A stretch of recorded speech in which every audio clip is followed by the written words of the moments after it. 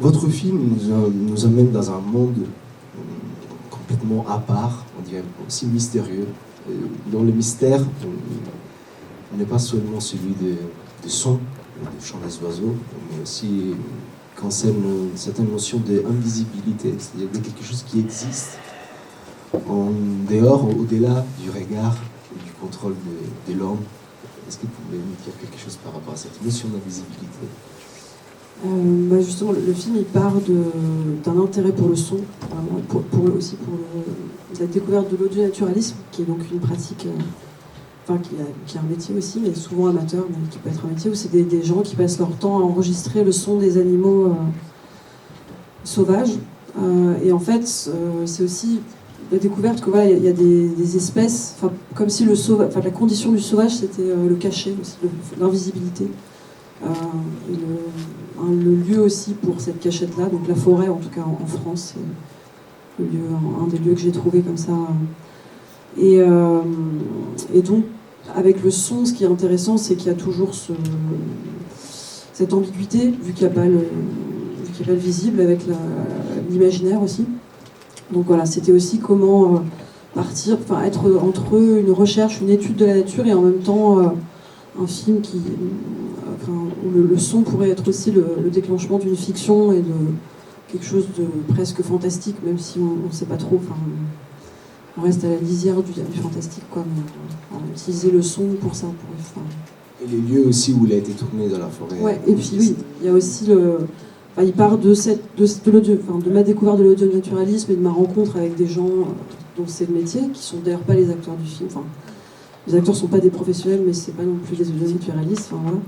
Et aussi d'un territoire très sauvage, le nord des Cévennes. Donc moi je vis pas très loin, mais pas aussi reculé, quoi. Et donc un territoire qui a aussi, c'est aussi à partir de ce lieu que s'est écrit le film, quoi. Voilà, un territoire très encore, il y a des zones encore assez où l'humain est minoritaire, largement. Et à propos du son et aussi de la parole, j'aime beaucoup l'utilisation de la parole dans le film parce que plutôt l'absence de la parole, mais en même temps joue un rôle, je trouve, assez important qui fait un peu écho au son des oiseaux. C'est-à-dire que la parole est plutôt portée par une sorte de oralité, de mémoire orale. Et pour nous dire du coup quelque chose sur cette utilisation de la parole. Ouais, c'est effectivement, il y a deux choses. Moi, ce qui m'intéressait dans le film, c'était une dimension de la transmission. Et donc la parole comme un moyen, un véhicule de la transmission, quoi. Et donc je voulais que, d'ailleurs, à chaque fois qu'elle arrive, c'est toujours un peu bizarre. Mais moi j'aimais bien cette étrangeté aussi, et le fait que c'est ça, la parole serait là pour transmettre une mémoire aussi, une histoire dans un lieu aussi qui est très très particulier, quoi, qui est une ruine, d'une histoire un peu catastrophique comme ça, d'une ère industrielle terminée, quoi. Donc voilà, je pense que c'est aussi dans cette idée de transmission qu'elle arrive.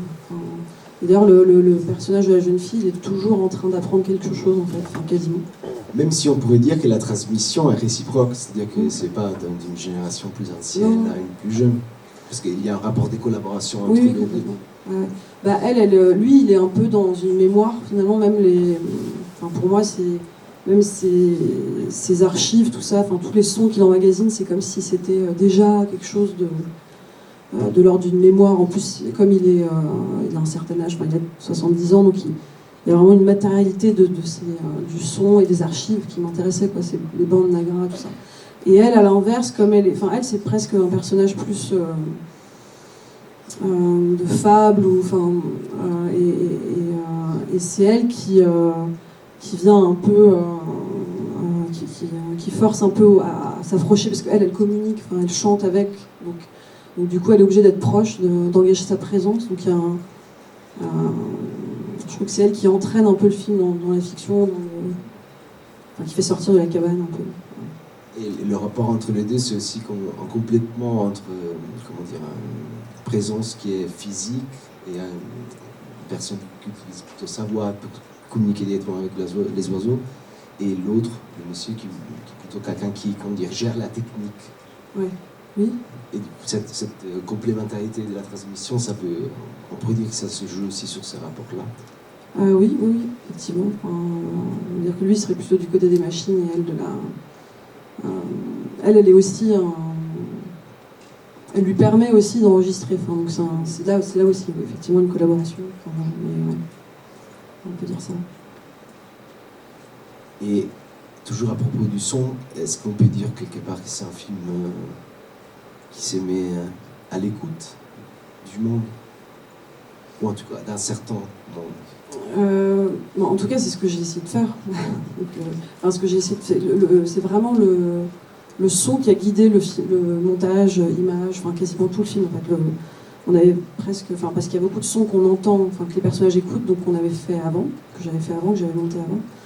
Et c'était assez intéressant parce que du coup, enfin c'était presque l'image qui devait s'adapter, enfin l'image, la mise en scène qui devait s'adapter au son.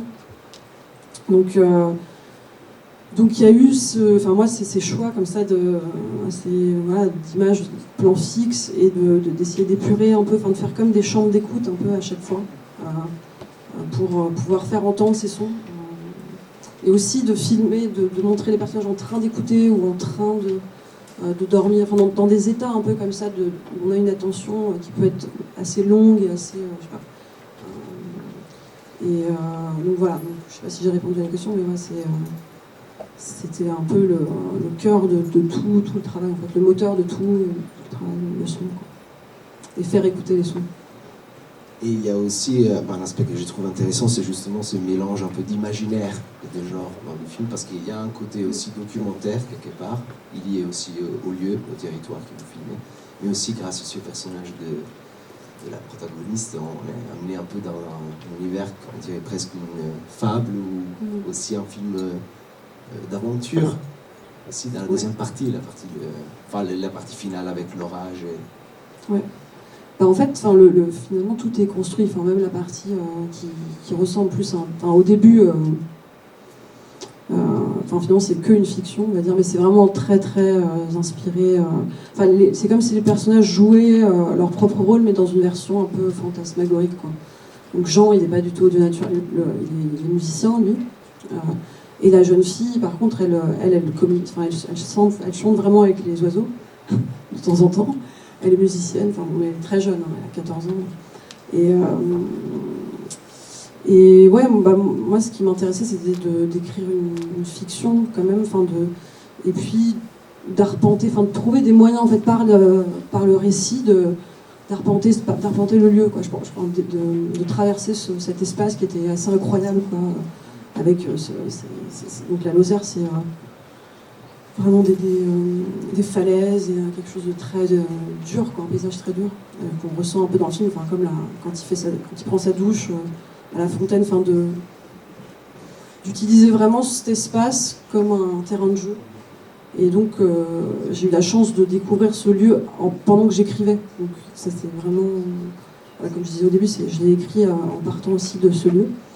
Et donc, de faire, assez vite, il y avait cette idée de recherche comme ça, d'une espèce inconnue, et donc quelque chose de l'ordre de l'aventure, et donc quelque chose d'une déambulation dans un paysage, dans un espace. Voilà, quoi. Et donc, ça m'intéressait de travailler ce genre. Les différents imaginaires, du coup. Alors, ouais. Et la mine, vous la connaissez, c'était aussi un point, j'imagine, fort du départ du projet. Oui, la mine, elle est aussi sur ce territoire. Du coup, je l'ai découverte pendant aussi l'écriture. Et en fait, c'est vraiment, il y a plein de choses qui m'ont intéressée dans ce lieu, comme déjà la situation de la mine, qui est vraiment dans une vallée encaissée. Il n'y a plus que des ruines.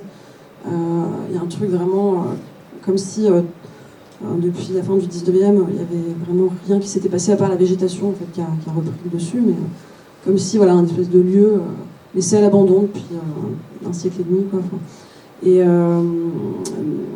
Et en même temps, enfin, il y avait quelque chose dans l'architecture déjà qui appelait aussi au son, un truc vraiment comme si c'était dans un fond de vallée, qu'il pouvait y avoir des échos, enfin, si on criait, il y a un écho comme ça. Et puis aussi l'histoire, le fait qu'il n'y ait aucune archive, plus aucune archive en fait, de ce lieu, et donc qu'il n'y ait plus de traces, quoi. Et puis après il y a plein de choses qui ont résonné, et dont parle le personnage. Enfin, c'est l'histoire des ouvriers qui deviennent sourds, dont on n'a plus de traces, on ne sait même pas qui c'était, mais c'est des histoires qu'on raconte. Et puis cette espèce de légende qui dit que les ouvriers attendaient l'éclair d'argent, une espèce de chimère. Et en même temps, le son que je crée, moi je le considère un peu comme ça aussi, quoi. Enfin, c'est un son qui est complètement recréé en trafiquant un peu des sons d'animaux existants, donc c'est comme une sorte de chimère aussi. Donc voilà, enfin, je trouvais que l'histoire aussi de ces ouvriers qui attendent un signal comme ça résonnait bien avec celle des personnages. Voilà. Et donc il y a aussi une question de mémoire immatérielle, on pourrait dire. Ouais. Ou aussi les chants des oiseaux, les sons des oiseaux sont aussi ça, c'est-à-dire une mémoire vivante d'un territoire aussi. Ouais, complètement, exactement. Oui, c'est vrai. Et puis une mémoire aussi qui tend à disparaître. Enfin, une mémoire qui tend à disparaître. Disons plutôt une mémoire qui est nécessaire, puisque les oiseaux tendent à disparaître, les mineurs ont disparu, mais l'histoire des mineurs, en tout cas en France, voilà, tend aussi à disparaître. Enfin, et qui d'ailleurs, c'est une histoire qui est très très forte sur ce territoire-là, l'histoire des mines. Je remercie beaucoup, Judith. Merci beaucoup. Merci.